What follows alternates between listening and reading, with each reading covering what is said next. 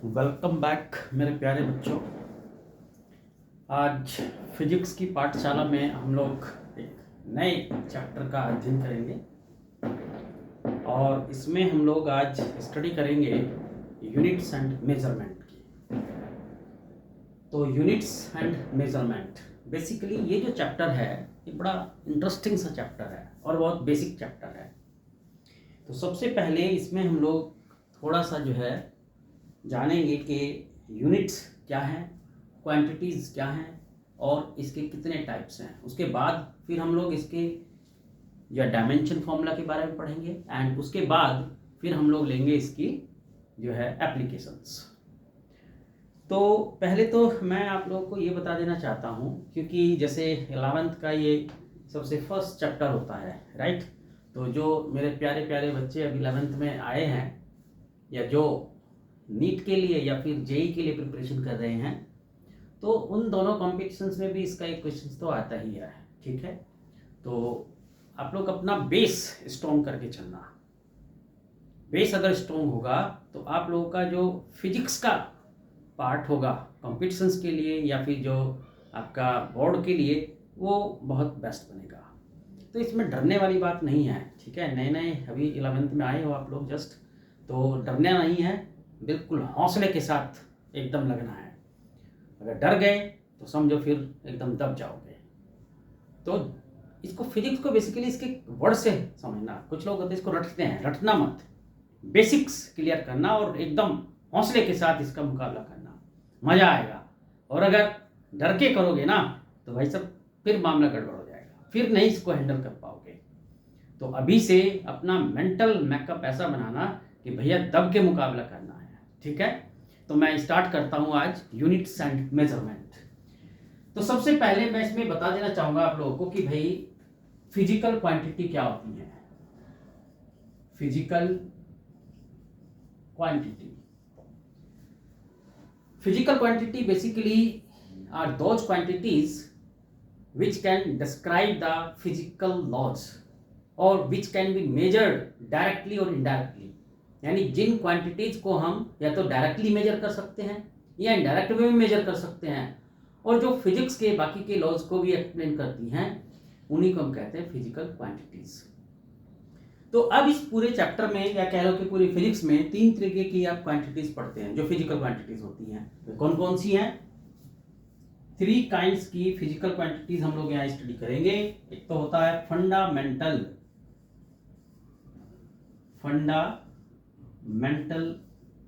Quantities, दूसरी हमारी होती है डिराइव्ड क्वांटिटीज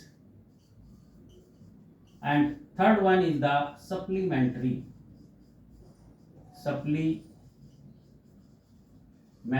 क्वांटिटीज।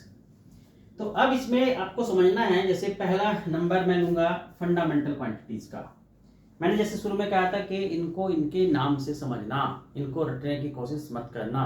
अगर आप इनको इनके नाम से समझोगे तो आपको मजा आएगा, राइट, और कॉन्सेप्ट एकदम बिल्कुल बढ़िया होती जाएगी। तो जैसे मैंने बताया कि physical quantities are those quantities which can be measured directly और indirectly and which explain the laws of physics.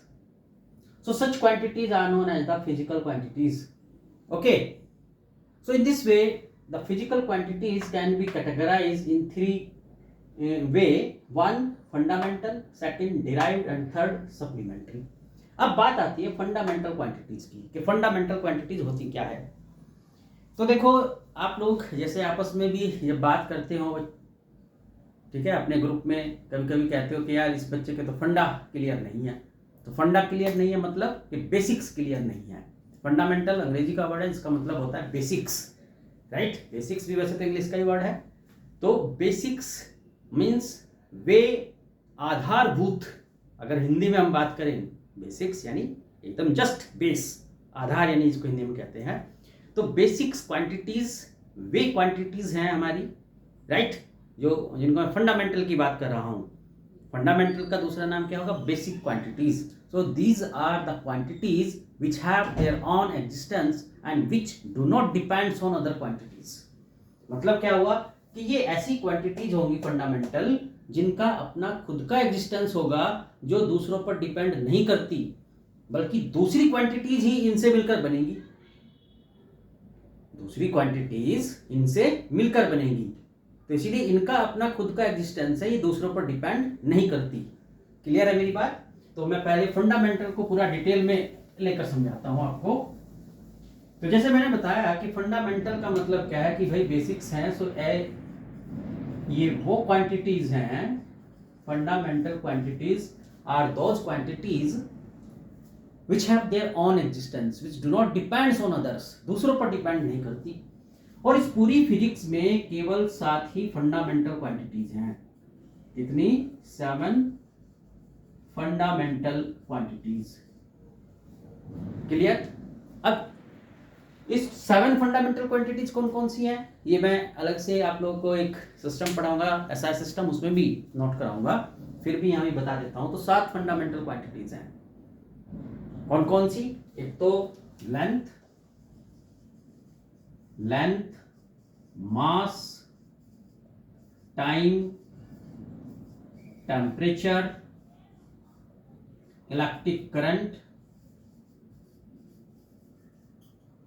luminous intensity and quantity of matter, तो इस तरीके से ये हमारी 1 2 3 4 5 7 फंडामेंटल क्वांटिटीज होती हैं पूरी फिजिक्स में। इनके अलावा और कोई भी फंडामेंटल क्वांटिटी नहीं है। यही 7 फंडामेंटल क्वांटिटी हमारी एसआई सिस्टम का पार्ट है। एसआई सिस्टम क्या होता है ये भी बताऊंगा अभी। तो हमने देखा कि भाई ये फंडामेंटल क्वांटिटीज है, उसका मतलब हुआ कि वे क्वांटिटीज जिनका अपना खुद का एग्जिस्टेंस होगा, जो दूसरों पर डिपेंड नहीं करती, बल्कि दूसरी क्वांटिटीज ही इनसे डिराइव की जाती है, इनसे बनाई जाती हैं। और पूरी फिजिक्स में केवल और केवल 7 फंडामेंटल क्वांटिटीज होती हैं। अब बात आती है यूनिट्स की, कि यूनिट्स क्या हैं। यूनिट्स मतलब जिसमें हम इन क्वांटिटीज को मेजर करते हैं, राइट। तो यूनिट्स का मतलब होता है स्टैंडर्ड वैल्यू जिससे कंपेयर करके हम क्वांटिटी को मेजर करेंगे। तो जैसे आपने पढ़ा कि यहाँ पर जो है 7 फंडामेंटल क्वांटिटीज हैं, तो इनके 7 फंडामेंटल यूनिट्स भी होंगे, यानी वो यूनिट्स जो फंडामेंटल क्वांटिटीज को मेजर करते हैं, ये कह लो कि वो यूनिट्स जो दूसरों पर डिपेंड नहीं करते, जिनका खुद का अपना एग्जिस्टेंस होगा।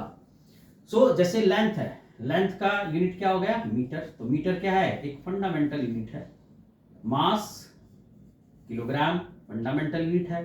टाइम सेकंड फंडामेंटल यूनिट है। टेम्परेचर केल्विन फंडामेंटल यूनिट है।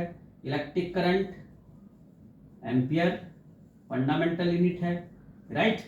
इसी तरीके से जो ल्यूमिनस इंटेंसिटी, इसको मेजर करते हैं हम कैंडिला में, तो ये भी हमारा फंडामेंटल यूनिट है। और एक है क्वांटिटी ऑफ मैटर, जिसको हम मॉल में मेजर करते हैं, तो ये भी फंडामेंटल यूनिट है। तो इस तरीके से आप लोगों ने देखा कि भाई there are 7 fundamental quantities in the whole physics and the 7 their units, that is the fundamental units, right. तो ये तो बात थी हमारी कि भाई फंडामेंटल क्वांटिटीज क्या हैं और उनके 7 फंडामेंटल यूनिट्स कौन कौन से हैं। अब बात आती है हमारी सप्लीमेंट्री क्वांटिटी की। तो पूरी फिजिक्स में केवल 2 ही क्वांटिटीज को सप्लीमेंट्री क्वांटिटी की कैटेगरी में रखा गया है। सप्लीमेंट्री कौन कौन सी? सप्लीमेंट्री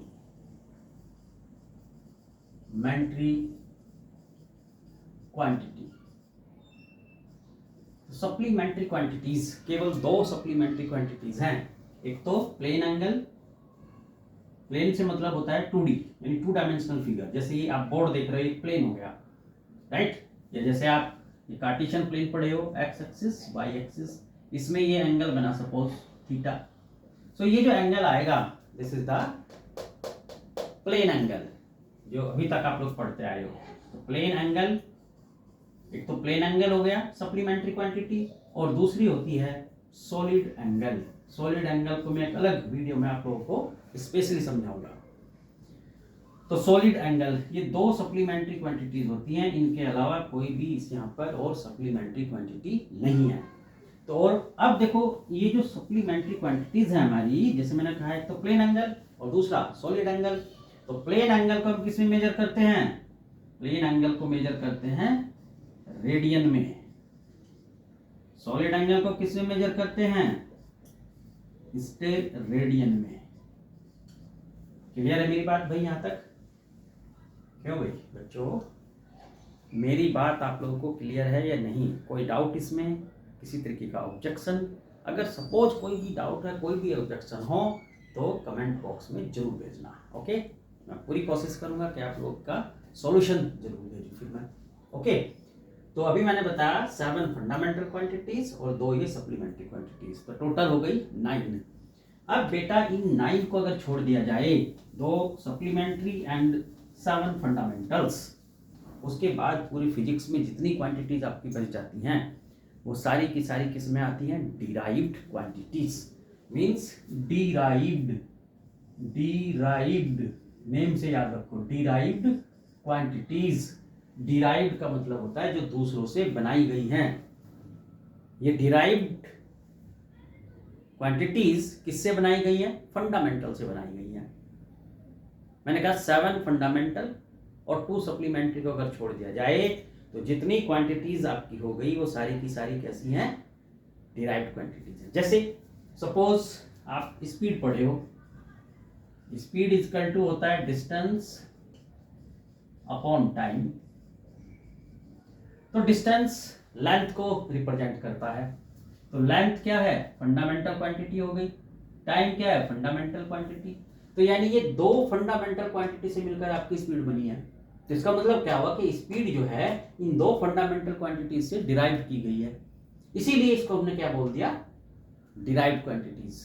तो ऐसी जितनी भी सारी क्वांटिटीज हैं 7 फंडामेंटल और 2 सप्लीमेंट्री को छोड़कर, जैसे प्रेशर है, प्रेशर, फोर्स, लीनियर मोमेंटम और ऐसी बहुत सारी अनगिनत सारी की सारी क्या होंगी? डिराइव्ड क्वांटिटीज होंगी। Derived quantities basically have been formed by using the fundamental quantities. That's why these derived quantities do not have their own existence, but these depends upon the fundamental quantities. तो basic difference दोनों में क्या हुआ? Fundamental में और derived quantities में। तो fundamental quantities और डिराइव्ड क्वांटिटीज में जो बेसिक डिफरेंस है वो ये हुआ कि भाई फंडामेंटल का तो अपना खुद का एग्जिस्टेंस होगा, वे किसी पर डिपेंड नहीं करती, राइट? और डिराइव्ड जो है वो फंडामेंटल से मिलकर बनाई गई है। इसका मतलब फंडामेंटल पर वो डिपेंड कर रही हैं, उनका अपना खुद का एग्जिस्टेंस, इंडिपेंडेंट एग्जिस्टेंस नहीं है जैसे कि फंडामेंटल क्वांटिटीज का है। क्लियर? तो चलिए यहाँ तक मैं उम्मीद रखता हूँ कि मेरे प्यारे प्यारे बच्चों को क्लियर हो गया होगा। ठीक है, कोई भी डाउट हो भाई शर्माना मत, बिल्कुल भी पूछ लेना, राइट? तो ये तो था हमारा फंडामेंटल, डिराइव्ड और सप्लीमेंट्री क्वांटिटी की बात। अब बात आती है यहां पर systems of measurement. Systems of measurement, हालांकि इस पे कोई क्वेश्चन तो डायरेक्ट वे में नहीं पूछते हैं, बट नॉलेज होनी चाहिए इसकी हमें। तो इस तरीके से इस चैप्टर में हम लोग 4 सिस्टम्स ऑफ मेजरमेंट पढ़ते हैं। कौन से? 4 सिस्टम्स मेजरमेंट के पढ़ेंगे। पहला आपका जैसे MKS system, French system of measurement. तो इसमें 3 लेटर्स हैं, MKS, M for metre, K for kilogram, S for second. तो इसका मतलब इस एमकेएस सिस्टम में 2 फंडामेंटल क्वांटिटी है, सॉरी 3 फंडामेंटल क्वांटिटीज हैं आपकी। 3 कौन सी हैं? एक तो लेंथ, दूसरा मास एंड थर्ड टाइम। तो इस क्वांटिटी को यानी लेंथ को मेजर किया गया किसमें? एम फॉर मीटर, मास को किलोग्राम में और टाइम को सेकंड में, राइट? तो ये हमारा पहला सिस्टम ऑफ मेजरमेंट हो गया, MKS system of measurement. M for metre, K for kilogram, S for second. तो इस सिस्टम में 3 फंडामेंटल क्वांटिटीज आई और उनके 3 फंडामेंटल यूनिट्स आई। क्लियर है? दूसरा हमारा आ जाता है CGS system. CGS, C for centimetre, G for gram and S for second. तो यहां भी ये तीनों ही फंडामेंटल क्वांटिटीज होंगी, बस इनके यूनिट्स बदल जाएंगे। लेंथ को सेंटीमीटर में, मास को ग्राम में और टाइम का सेम रहेगा सेकंड, राइट? तो इस तरीके से सीजीएस सिस्टम में भी यही सेम तीनों फंडामेंटल क्वांटिटी होती हैं, बस केवल उनका यूनिट चेंज हो जाता है। एक होता है हमारा ब्रिटिश सिस्टम ऑफ मेजरमेंट, जिसको हम कहते हैं FPS, foot pound system, foot pound second system. इसमें भी ये तीन क्वांटिटी सेम रहेंगी, right. Length, mass, time. Length को यहां मेजर करते हैं हम लोग फुट में, मास को मेजर करते हैं पाउंड में, और टाइम को मेजर करेंगे सेकंड में। तो तीन जो पहले थी हमारी फंडामेंटल क्वांटिटीज एमकेएस में, सीजीएस में, वही तीनों फंडामेंटल क्वांटिटीज इसमें भी होती है। ये basically British system of measurement है, जो आजकल बहुत कम यूज होता है, या ये कह सकते हैं थोड़ा सा आउटडेटेड सिस्टम है, राइट।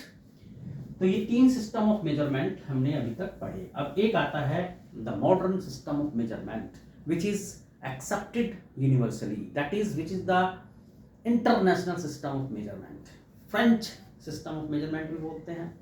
तो इस एसआई सिस्टम में जो मैंने शुरू में ही आपको बताया था 7 फंडामेंटल क्वांटिटीज, तो वे सारी की सारी 7 फंडामेंटल क्वांटिटीज इसमें इन्वॉल्व की गई है। लेंथ, मास, टाइम, इलेक्ट्रिक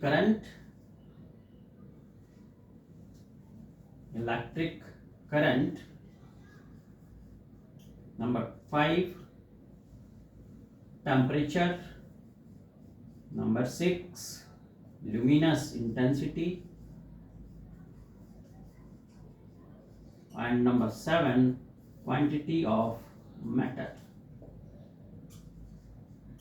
और जैसे मैंने शुरू में ही बताया था, इनके यूनिट्स, लेंथ का यूनिट हो जाएगा यहाँ पर मीटर,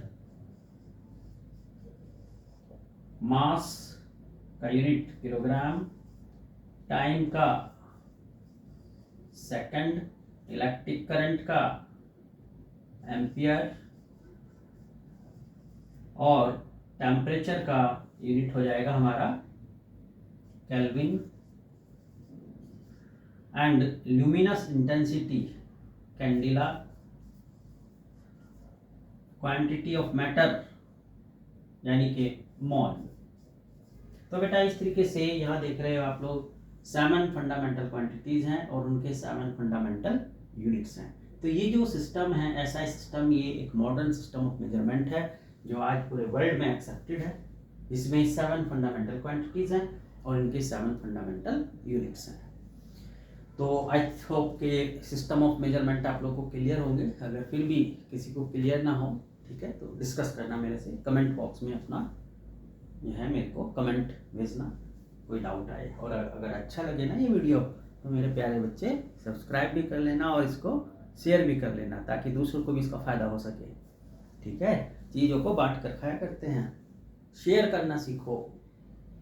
शेयर करोगे तो आपका ही बेनिफिट होगा, जितना देंगे उतना मिलेगा, बल्कि उससे ज़्यादा, ठीक है। तो शेयर जरूर करना। अब मैं चलता हूँ दूसरा टॉपिक की तरफ।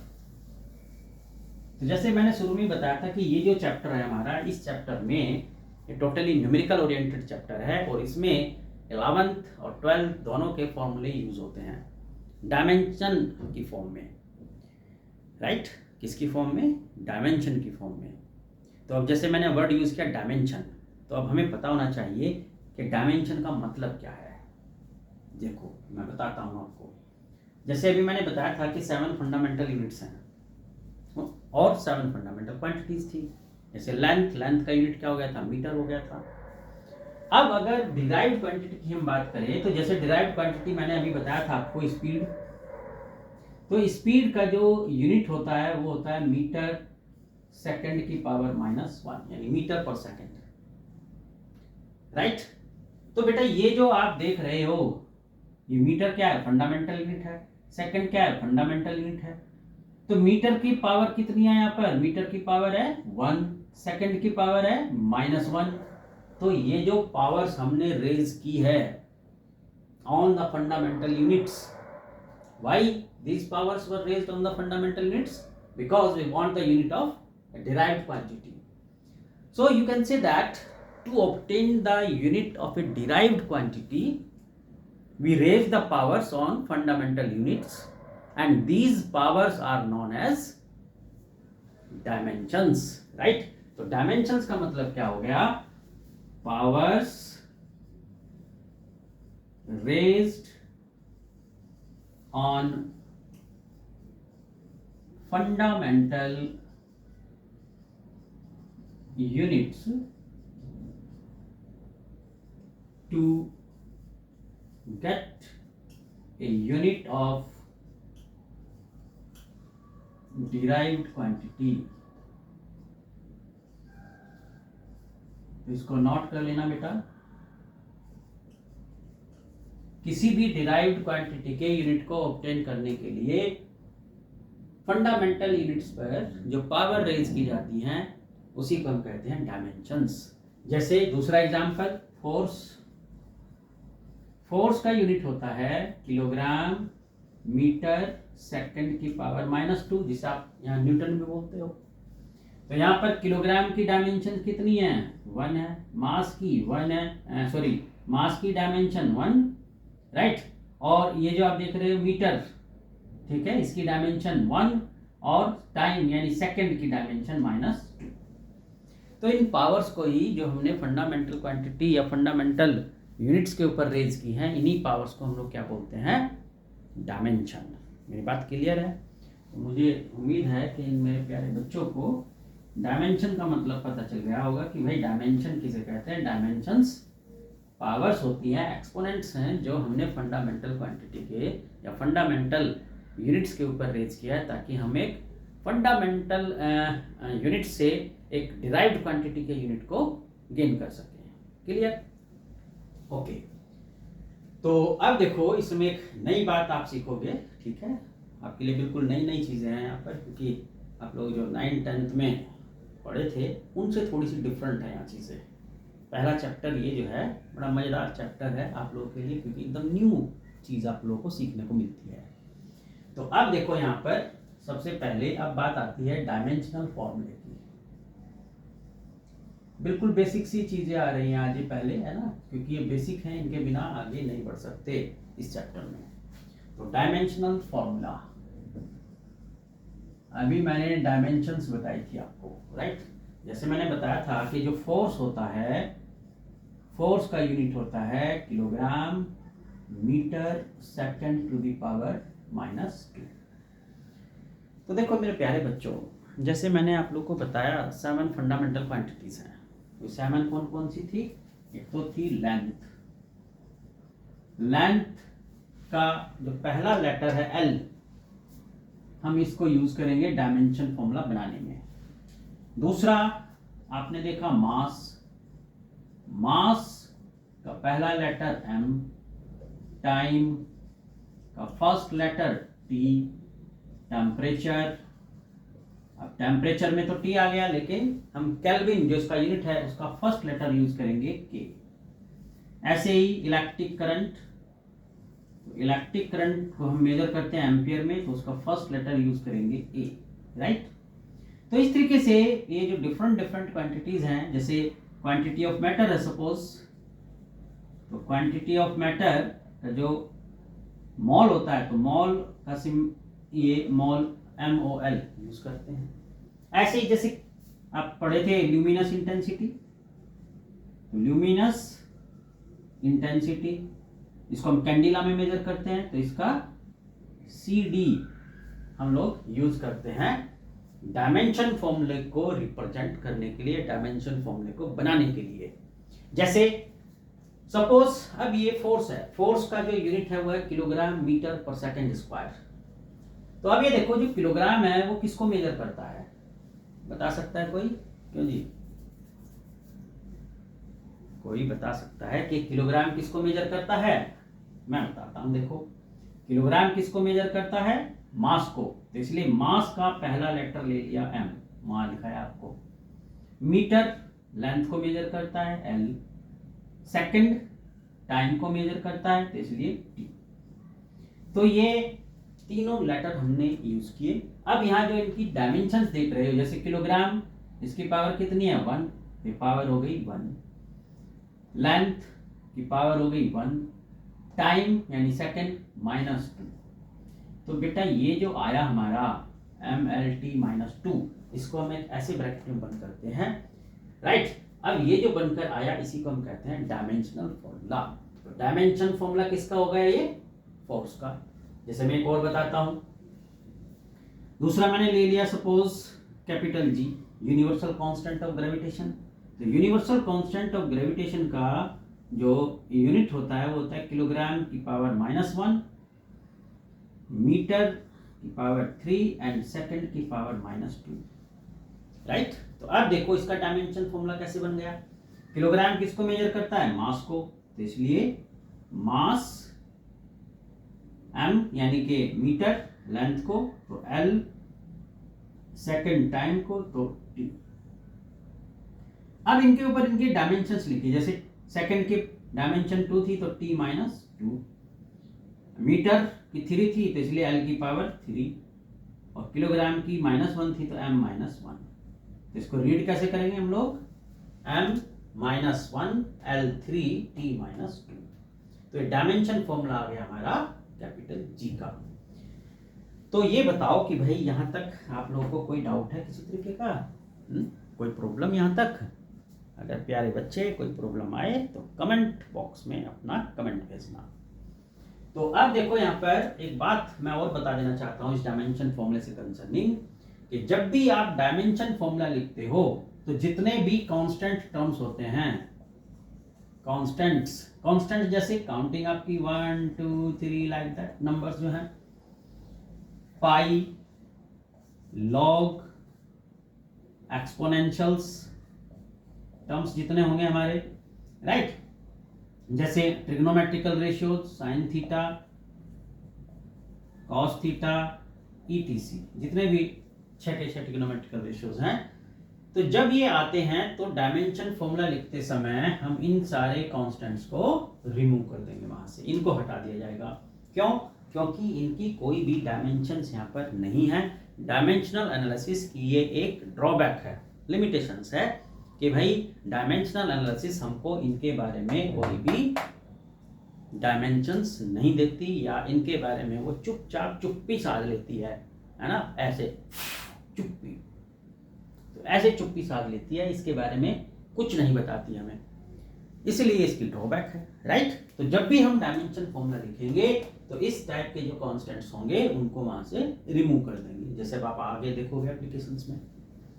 तो हटा दूं मैं यहाँ से, इसको रब कर दूं, ओके।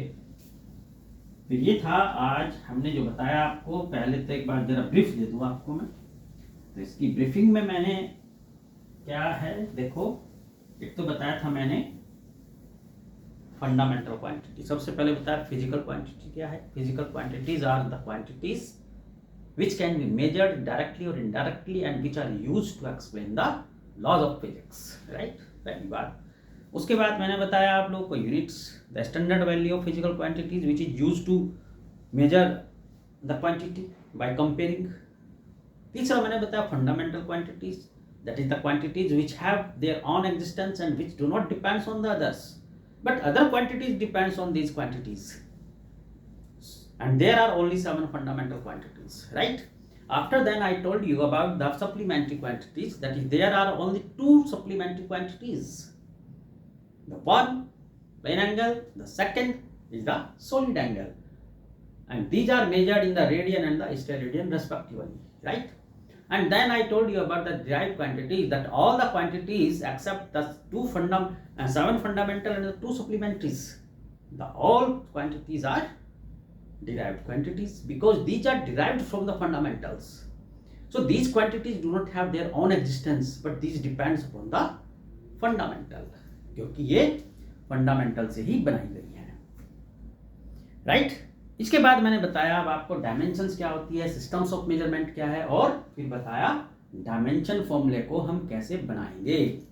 तो डायमेंशन फॉर्मूला बनाने के लिए या तो आपके पास क्वांटिटी का यूनिट हो या क्वांटिटी का बेसिक फॉर्मूला हो, तभी आप बना सकते हैं, या फिर तीसरा रास्ता है कि हम इनको फॉर द टाइम लर्न करें। चॉइस आपकी है, राइट। अब मैं आपको बताता हूं कि भाई इस डायमेंशनल एनालिसिस में इसके यूजेस क्या क्या है। क्या बताना है, यूजेस क्या क्या है। तो आज सबसे पहला यूज बताता हूं मैं आपको, to check the accuracy, to check the accuracy of given formula. अगर सपोज हमें कोई फॉर्मूला दे दिया जाए और हमें ये चेक करना हो कि क्या ये डायमेंशनली करेक्ट है या नहीं है, राइट। तो उसके लिए हम क्या करते हैं, एक छोटा सा प्रिंसिपल होता है जिसे हम कहते हैं प्रिंसिपल ऑफ होमोजेनिटी। क्या कहते हैं, प्रिंसिपल ऑफ होमोजेनिटी। तो उस प्रिंसिपल ऑफ होमोजेनिटी का हम यहाँ यूज करते हैं। और प्रिंसिपल ऑफ होमोजेनिटी क्या कहता है कि अगर कोई फॉर्मूला है, right, you know that every formula has two sides, the left hand side and the right hand side. So this principle of homogeneity states that if the dimensions on its left hand side and dimensions on its right hand sides are same, means किसी फॉर्मूले की left hand side में जो dimensions हैं और right hand side में जो dimensions हैं, अगर वे दोनों सेम हो, इक्वल हो, then that formula is dimensionally correct, otherwise it is wrong. Clear हुई। तो मैंने क्या बताया प्रिंसिपल ऑफ होमोजेनिटी में कि भाई अगर किसी फॉर्मूले की दोनों साइड में डायमेंशन सेम आती हैं तो वो फॉर्मूला डायमेंशनली करेक्ट है, अदरवाइज वो डायमेंशनली रॉन्ग है। क्लियर। तो ये था प्रिंसिपल ऑफ होमोजेनिटी। दूसरी बात, इस प्रिंसिपल ऑफ होमोजेनिटी को जब हम यूज करते हैं तो हमें ध्यान रखना चाहिए, समझो 2 kg माइनस 2 kg, बोलो भाई गिरधारी लाल, क्या आएगा 2 kg माइनस 2 kg, बता सकते हो। तो 2 में से 2 गया 0, तो 0 क्या, 0 kg। बेटा आप देख रहे हो कि यहाँ न्यूमेरिकल वैल्यू 2 थी, न्यूमेरिकल वैल्यू 2 थी, तो न्यूमेरिकल वैल्यू में से न्यूमेरिकल वैल्यू माइनस होके 0 आ गया, लेकिन kg में से kg माइनस होके kg ही आया। इसी तरीके से अगर मैं इसको लिख दूं 2 kg प्लस 2 kg तो कितना आएगा 4 kg। तो kg को kg में ऐड किया, kg ही आया। यानी like quantities can be added और सब्ट्रैक्टेड। मींस अगर हम ऐसे कहें 2 मीटर प्लस 2 kg तो क्या लिखूं, can not possible, because these are two different quantities. So unlike quantities cannot be added or subtracted. Only and only like quantities can be added or subtracted. तो इस बात को भी हमें यहाँ ध्यान में रखना होगा जब हम इस प्रिंसिपल को यूज करेंगे, राइट। अब मैं इसके कुछ क्वेश्चंस लेता हूं। देखो भाई, पहला क्वेश्चन है मेरा, जैसे आप लोग क्लास 9th में थे, 11th में भी आप लोग पढ़ेंगे, एक इक्वेशंस पढ़े थे वहां, s equal to ut plus half at square. s तो आपको पता है क्या है, डिस्टेंस है, u क्या है, वेलोसिटी है, t क्या है, टाइम है, a क्या है, एक्सेलरेशन है, और t टाइम है। तो when you are given that s is equal to ut plus half at square, and now you have to check whether it is correct dimensionally or not, right? Then you must have on your tips all the dimensional formulas. देखो भाई केशव लाल, अगर इस chapter में dimension फॉर्मूले आपकी tips पर हैं तो समझो आप इस चैप्टर के मालिक, ठीक है, नहीं तो नहीं, क्योंकि सारे यूजेज या सारे क्वेश्चन जो होंगे यहाँ पर वो इन डायमेंशन फॉर्मूले के बेस पर ही होने हैं। तो आओ देखो मैं बताता हूँ, इसको करने का तरीका सीखो। सबसे पहले आप लिखोगे LHS। LHS क्या है हमारा, S यानी डिस्टेंस को रिप्रेजेंट कर रहा है। यहाँ पर क्वेश्चन में दिया जाएगा कि कौन सी सिंबल किसको रिप्रेजेंट करता है। तो S डायमेंशन इसका क्या हो जाएगा, इसका डायमेंशन फॉर्मूला होता है L। कहोगे तो मैं ये किसकी शीट आप लोगों को भेज दूंगा, ठीक है। दूसरा RHS लिया हमने, करने का तरीका सीखो। RHS है ut plus half at square.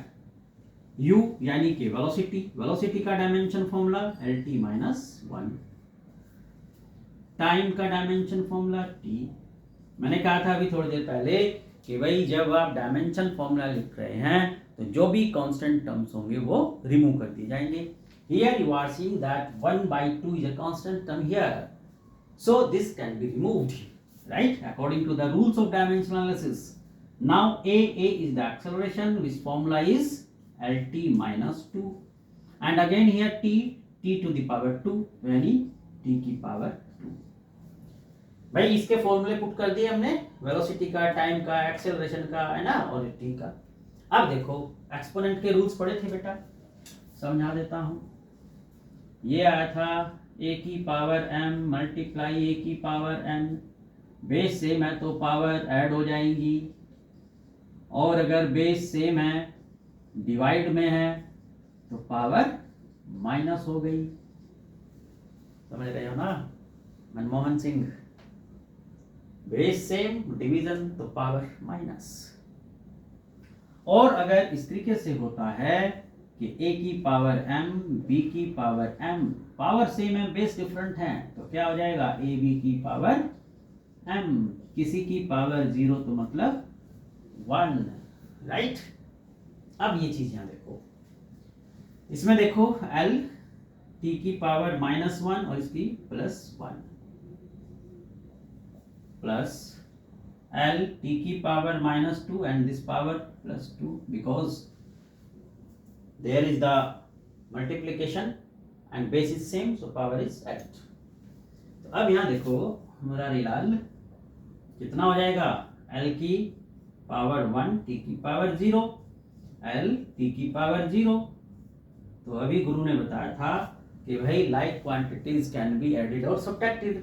तो आप देख रहे हैं LT 0 LT 0, t की पावर 0 तो 1, तो क्या आ जाएगा L प्लस L, तो बेटा क्या होगा L. ओके, तो इसीलिए आप देख रहे हो LHS इक्वल टू RHS. यहाँ पर क्या आया, RHS equal to LHS, so it is accurate. तो ये डायमेंशनली एक्यूरेट है. यहाँ तक मेरी बात आपको क्लियर हुई? क्यों भाई, अगर कोई डाउट है तो मेरे से पूछो, और अगर डाउट नहीं है तो बेटा लो नेक्स्ट क्वेश्चन करो.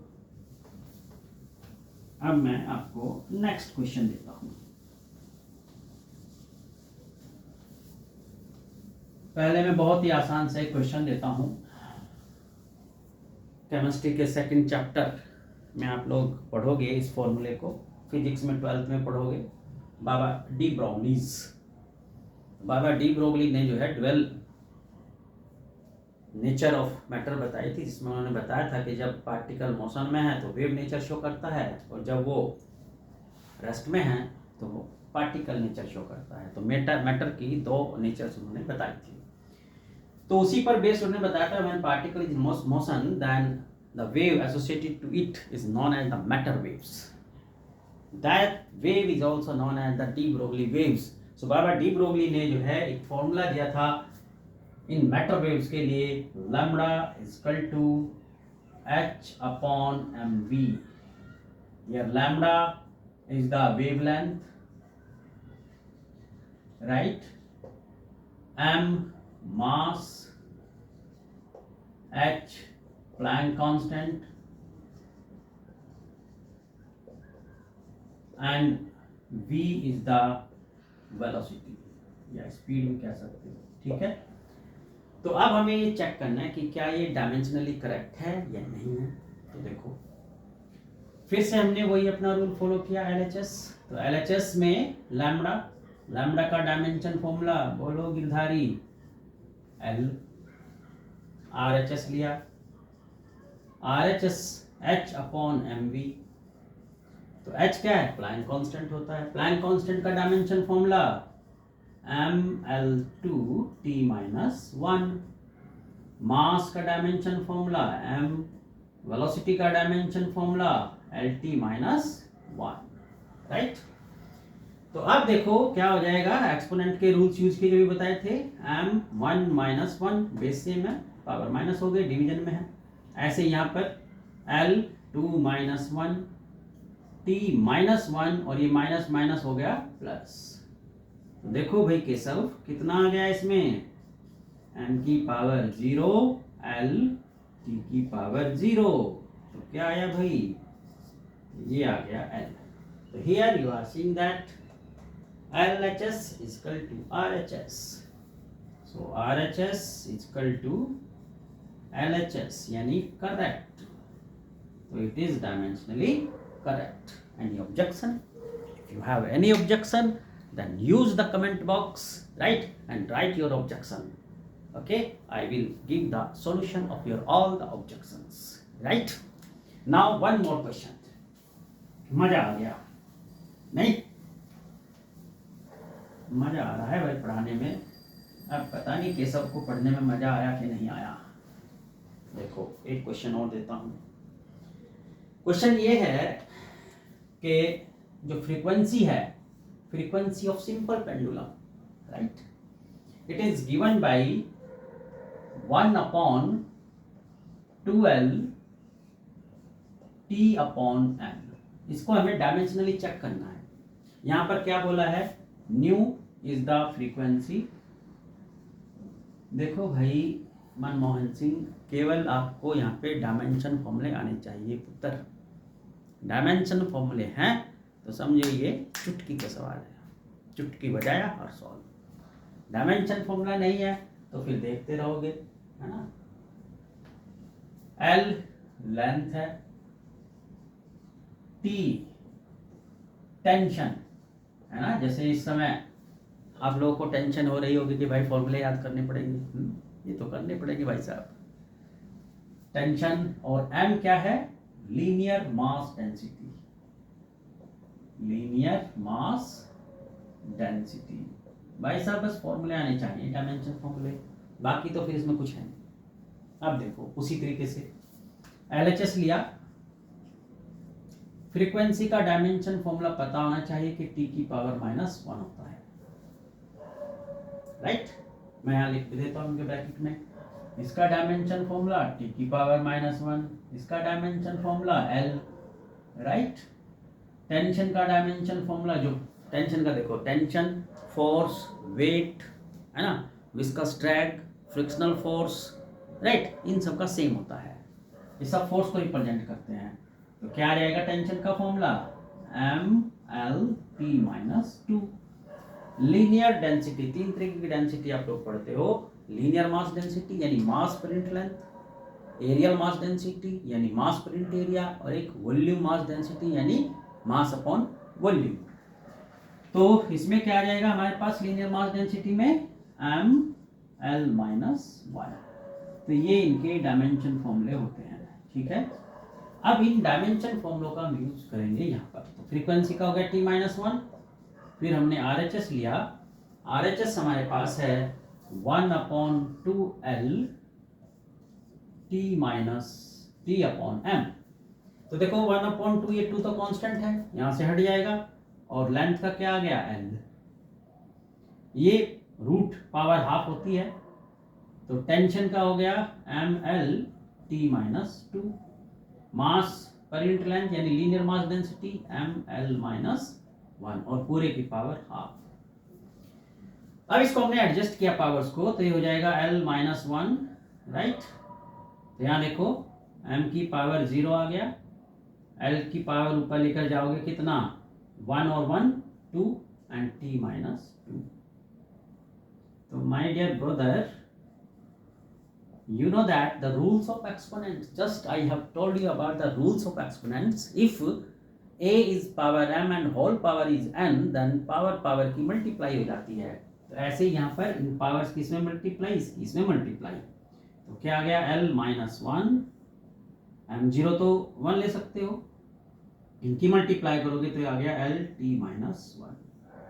तो देखो भाई केशव कितना आ जाएगा, L⁻⁻1 + 1, तो ये कितना आया बंधु, L⁻0 T-1। तो ये मतलब T-1, यहां भी क्या था, T-1 था, इसलिए LHS = RHS। तो यानी दिस इज डायमेंशनली करेक्ट। देखो हमेशा डायमेंशनली करेक्ट है ऐसा कुछ नहीं है, ठीक है, वो डायमेंशनली रॉन्ग भी आ सकता है, ठीक है। अब देखो मैं आपको आज होमवर्क के लिए कुछ 3-4 क्वेश्चन देता हूँ।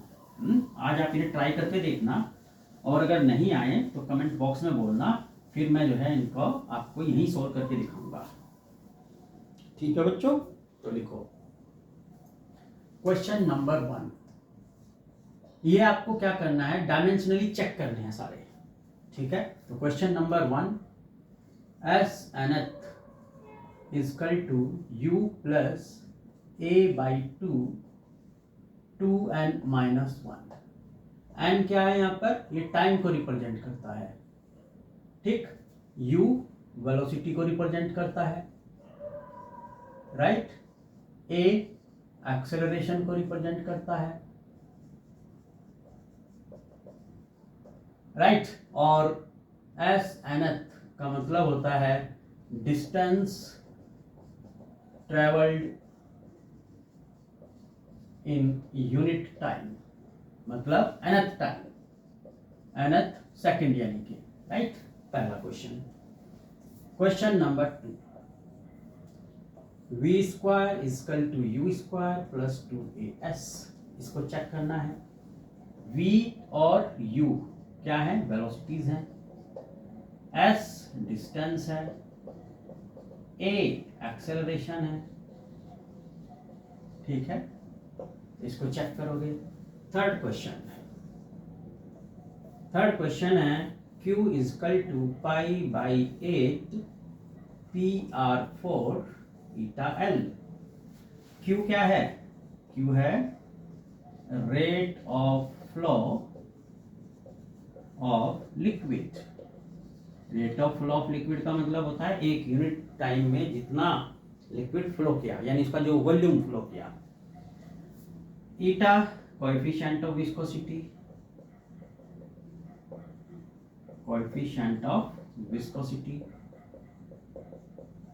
राइट।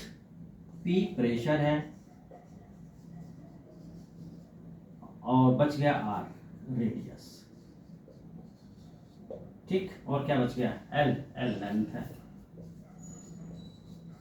तो ये 3 क्वेश्चंस मैं आज आपको दे रहा हूँ। ठीक है, ये तीनों क्वेश्चंस आज घर से ट्राई करोगे इनके, और नहीं आएगा तो जरूर अपने कमेंट बॉक्स में अपनी राय मेरे को भेजना और बता देना कि कहाँ कहाँ कमी है, ताकि मैं भी दूर कर सकूँ। ठीक है बच्चे, और जहाँ भी इम्प्रूवमेंट की आवश्यकता है मुझे बताना, ताकि मैं और ज़्यादा बढ़िया से आपकी सेवा कर सकूँ। ओके, और अगर पसंद आए तो सब्सक्राइब करना, लाइक करना। ठीक है, और थोड़ा सा प्यार मेरे को भेज देना अपना। ओके, तो आज ये करना अच्छे से। ठीक है, ओके, बाय बाय।